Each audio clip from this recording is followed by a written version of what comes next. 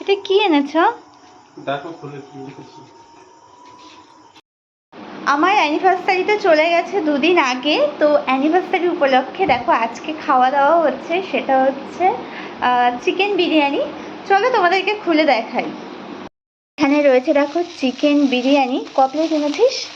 3টে। 3 প্লেট? এত কে খাবে? আমি আছি কি করতে? সর্বনাশ। এই যে 2 প্লেট, আর এখানে আর ওখানে কি স্যালাড? কেন এটা তোর কেন? উঁচু লাগছে। কেমন শয়তান!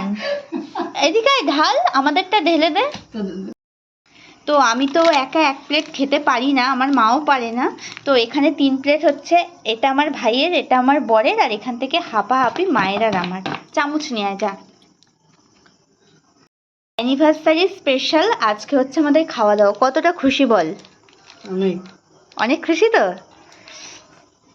ভাই চেয়েছিল বিরিয়ানি খেতে। আমি আলাদা করবো না।